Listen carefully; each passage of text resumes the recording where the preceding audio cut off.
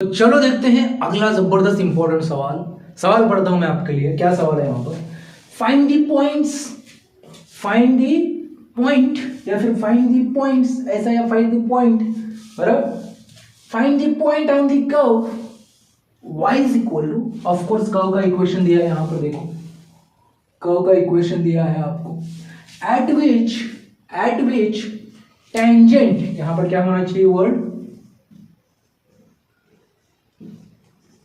tangent, at which tangents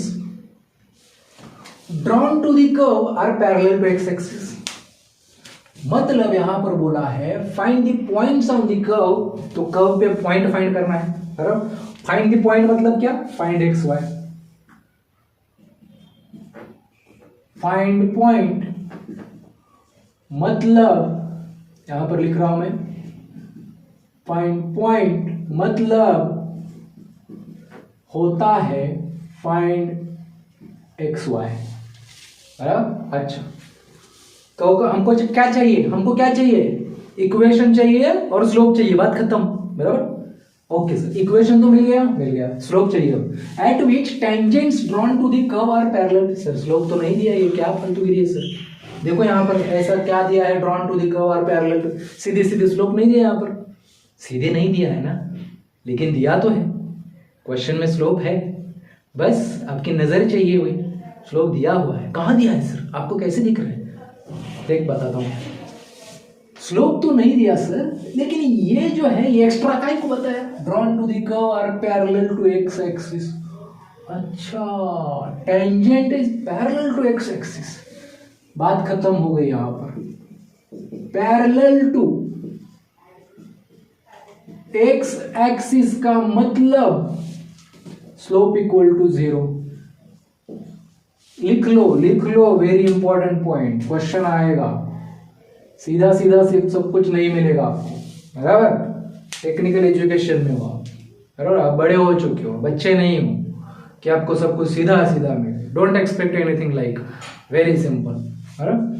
थोड़ा twist, मजा आता है यार सॉल्व करने में, थोड़ा ट्विस्ट, बराबर। तो पिछला प्रॉब्लम तो बहुत सीधा था, तो ये थोड़ा सा यहाँ पर आपको घुमा के दिया, तो क्या फर्क पड़ता है? सर ने अभी बता दिया हमको, पैरेलल टू एक्स एक्सिस बोला तो slope 0, parallel to x axis बोला तो slope 0, parallel to x axis बोला तो स्लोप 0। अच्छा, ओके, शुरू करते हैं फिर।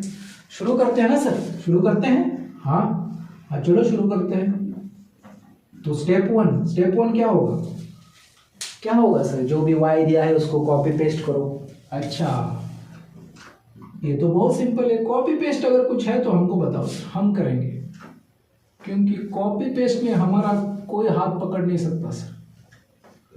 9x + 7, इसको 1 नंबर दे दिया सर। सेकंड स्टेप क्या है? Find dy by dx। Find dy by dx मतलब उसके लिए हमें क्या करना पड़ेगा?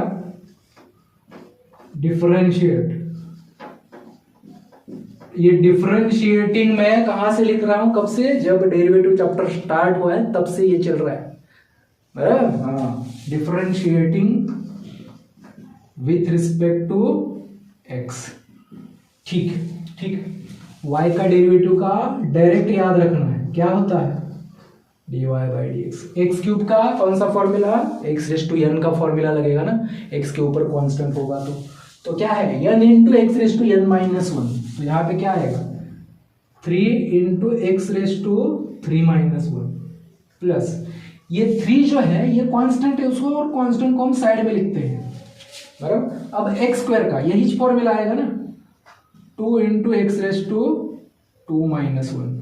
यहाँ पे 3 था तो 3 लिया, यहाँ पर 2 है तो 2 लिया, क्या फर्क पड़ता है? ओके, ये भी 9 भी कांस्टेंट है, इसको साइड में लिखो, इंटू x का डायरेक्ट फॉर्मूला है 1 प्लस 7 अकेला कांस्टेंट है, जब अकेला कांस्टेंट होता है उसका डायरेक्ट 0 करना है। अच्छा, ऐसा होता है क्या सर? ओके, इसका 0 आ गया, तो dy बाई dx का क्या बना? ये 3-1 कितना होता है रे? स्क्वायर होता है। 3 इंटू 2 कितना हो गया? 6, 2 - 1 होता है, -9 हो गया ये। क्लियर? हाँ सर। तो dy बाई dx फाइनली आ गया अपना, ये ऊपर x⁻1 का 1 नहीं लिखा तो चलता है, हमको पता है सर। अच्छा, डिवाइड बाई एक्स आ गया, हाँ सर ये स्टेप सेकंड हो गया। अब थर्ड स्टेप उसको कॉपी पेस्ट करेंगे। स्टेप 2 क्या है वो, divide by d x equal to slope of tangent. वो लाइन में एज इट इज कॉपी करता हूं, स्लोप ऑफ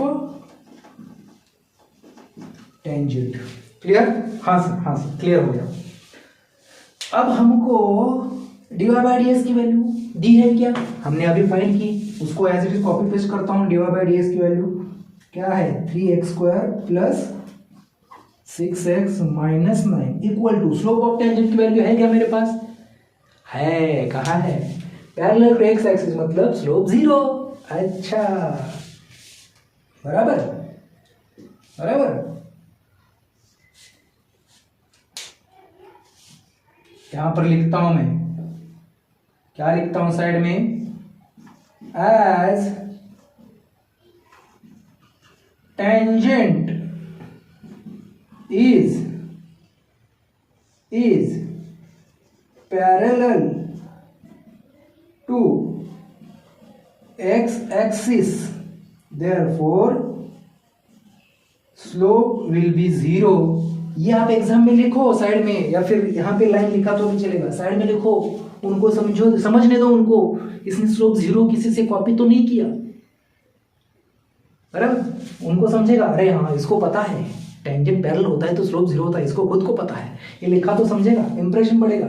वैसे भी इसको मार्क नहीं है, लेकिन हाँ लिखो, मैं बोलता हूँ लिखो, रीजन लिखना पड़ता है ना, स्लोप 0 क्यों लिया, डायरेक्ट भी लिखो कोई फर्क नहीं पड़ता, लेकिन ये लिखो। ओके, यहाँ पे मैं स्लोप की वैल्यू 0 ले रहा हूँ स्लोप की जगह पे। अच्छा क्यों लिया, सबको समझ में आ गया। जब क्वेश्चन में बोला जाएगा tangents are parallel to x axis, अब ये क्यों ये भी बताता हूँ। एक्स एक्सिस का स्लोप 0 होता है, और हमने कब पढ़ा था, M1 बेसिक मैथमेटिक्स, M1 में एक चैप्टर था स्ट्रेट लाइन। उस स्ट्रेट लाइन चैप्टर में हमने पढ़ा था slopes of parallel lines are equal, मतलब x को अगर कोई भी लाइन पैरेलल होगी तो उसका स्लोप 0 होगा। x का स्लोप अगर 0 होता है, बराबर, x का x के साथ एंगल कितना है, 0 है इसलिए उसका स्लोप भी 0, और y का स्लोप इनफाइनाइट होता है, बराबर। tan थीटा फॉर्मूला यूज कर सकते हो, tan थीटा मतलब tan 0 मतलब 0, है ना। तो x का स्लोप 0 है, तो कोई भी लाइन अगर x को पैरेलल होगी तो वो सारे लाइंस का स्लोप 0 होगा। तो हमें क्वेश्चन में बोला है हमारा जो टेंजेंट की जो लाइन है वो x को पैरेलल है, मतलब टेंजेंट भी एक लाइन ही होती है ना, तो x को कोई भी पैरेलल, टेंजेंट पैरेलल है तो उसका भी स्लोप 0 हो जाएगा, इसलिए, बराबर। मैंने अभी रीजन में बता दिया, तो आप समझ रहे हो स्ट्रेट लाइन का लिंक है यहाँ पर, तो सब कुछ लिंक होता है। आप समझ रहे होगे सर ये स्ट्रेट लाइन क्यों पढ़ा रहे हैं, आया ना, काम में आया, बराबर, आगे भी आएगा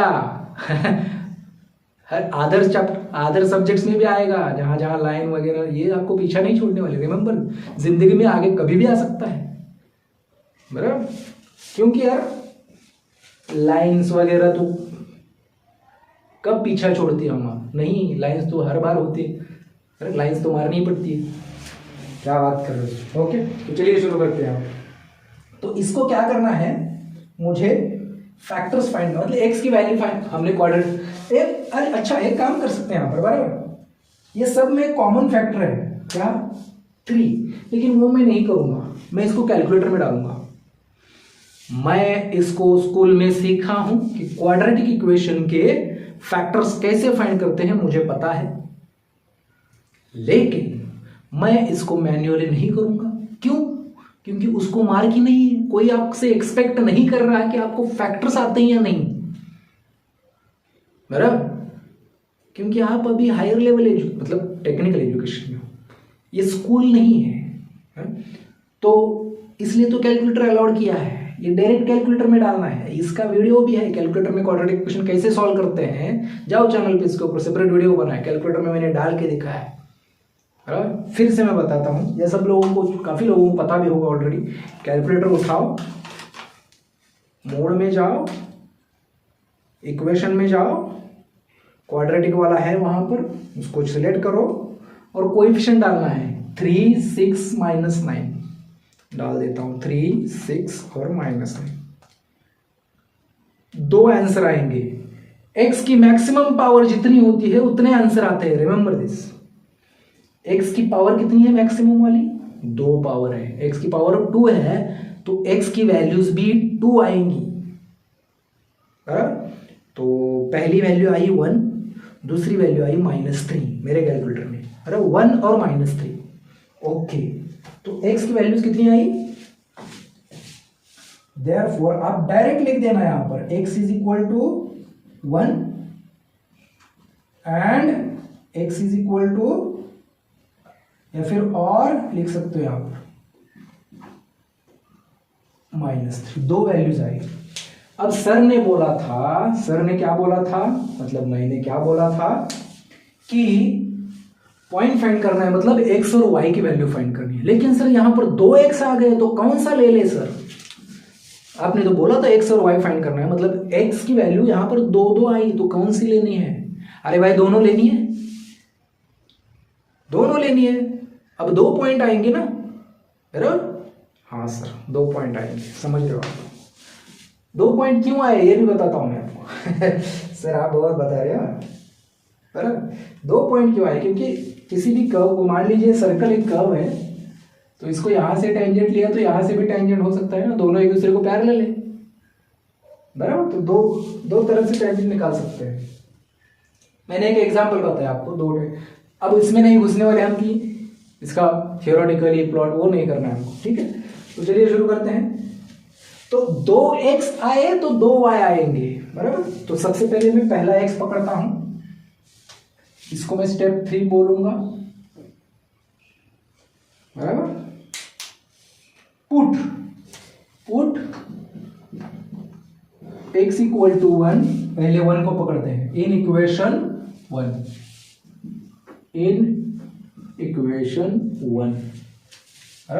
तो रखो जहां जहां x है वहां 1 क्यूब प्लस 3 इंटू 1 का स्क्वायर माइनस 9 इंटू 1 प्लस 7। अब ये पूरा कैलकुलेशन मुझे आता है, लेकिन मैं कैलकुलेटर में करूंगा क्योंकि मुझे गलती नहीं, मुझे रिस्क नहीं लेना है। मुझे जिंदगी में रिस्क लेनी चाहिए, लेना ही नहीं है, क्योंकि एग्जाम में अगर गलती से गलती हो गई फिर मार्क कटेंगे ना। तो ओवर स्मार्ट भी नहीं बनना है, बराबर। ओवर स्मार्ट भी नहीं बनना है। मुझे पता है ये कैलकुलेशन डिफिकल्ट नहीं है। अगर मैं यहां पर करता हूं, मेरे से गलती हो गई तो चलेगा, मेरे मार्क तो नहीं कटने वाले। गलती भी होगी तो आपको पता चलेगा ना सर ने गलत किया है नहीं किया है कैलकुलेशन में। हो सकता है, मैं भी इंसान हूं, बराबर। ओके सर, हो तो सकता है सर। तो ये सर पूरा हम कैलकुलेटर में डालेंगे एज इट इज, जो भी आंसर आता है वो लिखेंगे। तो मैं यहां पर करके बताता हूं आपको। ये 7 + 3 कितना आएगा? ये 10, 11 माइनस 9, 11 माइनस 9 2 आता है क्या रे?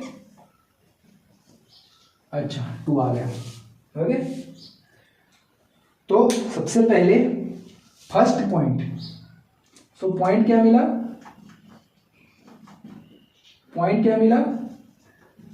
x, y is equal to, x था हमारा 1 और उसके लिए y मिला 2, ओके।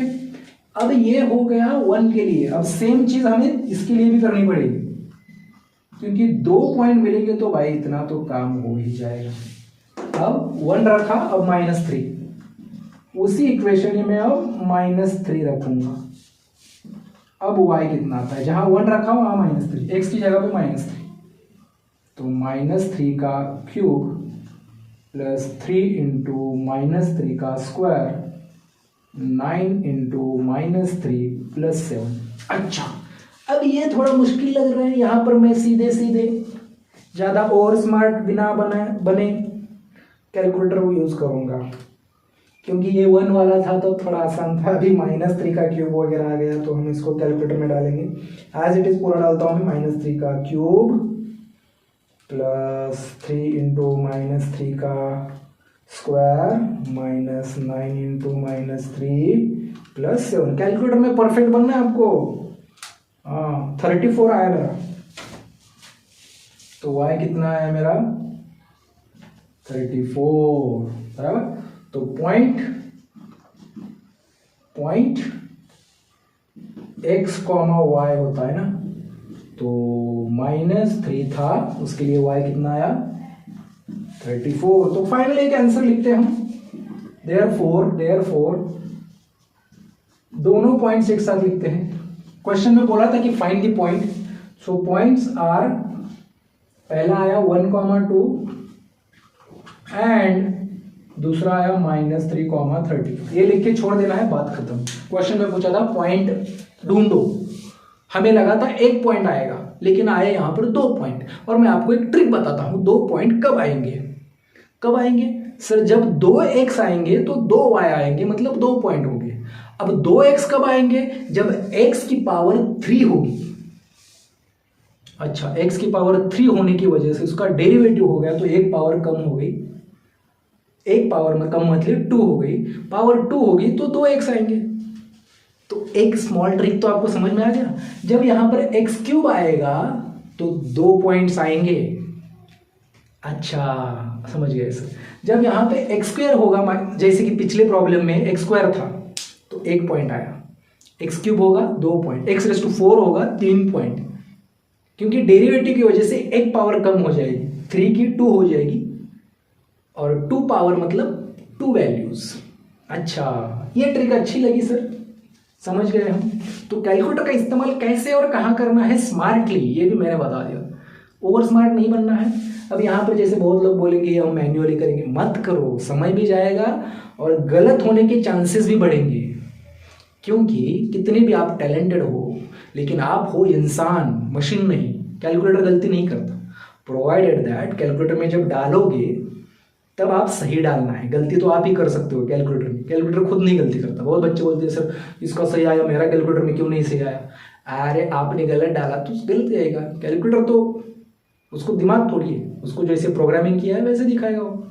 अरे वो मशीन है। अच्छा, ओके, तो इसको कैलकुलेटर यूज करो, यहाँ पर भी कैलकुलेटर यूज करो, डायरेक्ट आंसर्स लिखो। अरे ये स्टेप के बाद बहुत बच्चे बोलेंगे सर ये स्टेप के बाद हम ऐसे लिखेंगे, ये 3 का क्यूब करेंगे, कितना आएगा 27, फिर प्लस। अरे ये स्टेप मत बढ़ाओ यार, इसको मार्क नहीं होता है। पहली बात तो ये स्कूल नहीं है, फिर से बोल रहा हूँ, स्कूल लेवल में मार्क होता है स्टेप वाइज। यहाँ भी स्टेप को मार्क है, लेकिन स्टेप कौन सी स्टेप को मार्क है ये सोचो। समझ लो बात को। खामखा स्टेप्स नहीं बढ़ाने हैं, जो इंपॉर्टेंट स्टेप्स है उसको मिस भी नहीं करना है। स्टेप्स कम भी नहीं करने हैं, बढ़ाने भी नहीं है, बराबर। टाइम पास भी नहीं करना है। तो जैसे कि यहाँ पर डिफरेंस किया dy/dx, ये स्टेप होनी ही चाहिए, इसको मार्क है। ये वाली लाइन लिखनी ही चाहिए, ये वाली लाइन लिखनी ही चाहिए, आनी ही चाहिए लिखते समय। उसके बाद ये x की वैल्यू x पॉइंट, ये पॉइंट से एंड में लिखनी ही चाहिए। समझ लो बात को। हाँ, तो जैसे मैंने लिखा है वैसे एग्जाम में लिखो, बस ज़्यादा दिमाग मत लगाओ। सर ये शॉर्ट में बोल देते पहले, तो हम वैसे ही करने वाले हैं, ठीक है। तो आई होप आपको अंडरस्टैंड हो गया है क्लियरली। मैं आपको एक काम दूंगा सर, काम तो आप दे ही दो, वैसे कोई चिंता नहीं। हमें एक सवाल सॉल्व करने के लिए दे दो सर, हम सॉल्व करेंगे ज़रूर, ठीक है। तो सवाल मैं आपको देता हूँ, कहाँ पर लिखूँ? यहाँ पर लिखता हूँ।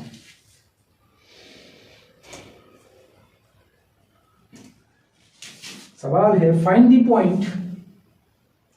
सबसे पहले साइड में हो रहा हूं, इसको आप वीडियो पॉज करके लिख लो अच्छे से, बराबर। उसके बाद में इसमें ही लिखने वाला हूं, ये सवाल मैं मिटा रहा हूं। यहाँ पर y का x² - 6x + 8, यहाँ पर क्या दिया है आपको? Find the point on the curve where x² - 6x + 8 दिया है इक्वेशन, बराबर। एट विच टेंजेंट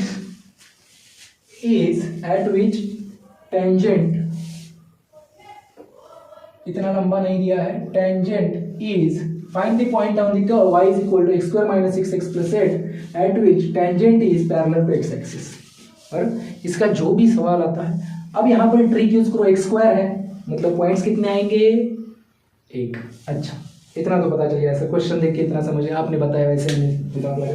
तो जो भी पॉइंट आता है ना, वो कमेंट में बताना है आपको, पॉइंट की क्या, कौन सा पॉइंट आया, कैसे बताना है सर।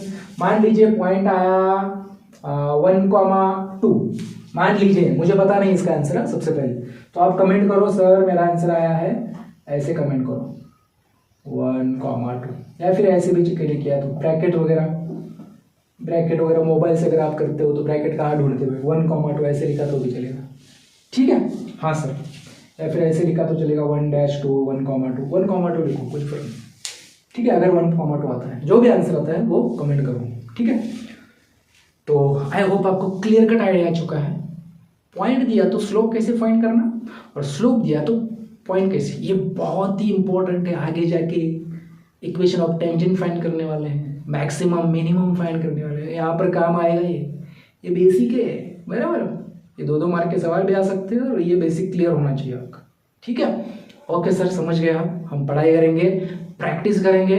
अभी भी अगर फॉर्मूलीज में कोई गड़बड़ है, डेरिवेटिव के, ट्रिगोनोमेट्री के फॉर्मूला नहीं याद आ रहा है, तो फिर सोच लो, अभी भी वक्त है, कर लो। फॉर्मूलीज परफेक्ट करो, साम दाम दंड भेद, इसमें से कुछ भी यूज करो, लेकिन वो परफेक्ट करो। अच्छा सर, डोंट वरी सर, हमारे परफेक्ट है, लेकिन कुछ लोग ऐसे ज़रूर होंगे जिनके अभी भी परफेक्ट नहीं। मैं जानता हूँ भाई, कुछ लोग ज़रूर होंगे जिनके अभी भी डेरिवेटिव के फॉर्मूले याद नहीं होते होंगे। डेरिवेटिव ऑफ लॉग एक्स ऐसे करते होंगे, कुछ लोग ज़रूर होंगे, मैक्सिमम लोगों के होंगे, आई होप। तो करेंगे सर, डोंट वरी, प्रैक्टिस करते हैं हम आपके साथ हैं, आप हमारे साथ रहो, एक दूसरे के साथ रहेंगे और फिर से धमाल मचाएंगे एग्जाम में। तो करते हैं अगला सवाल।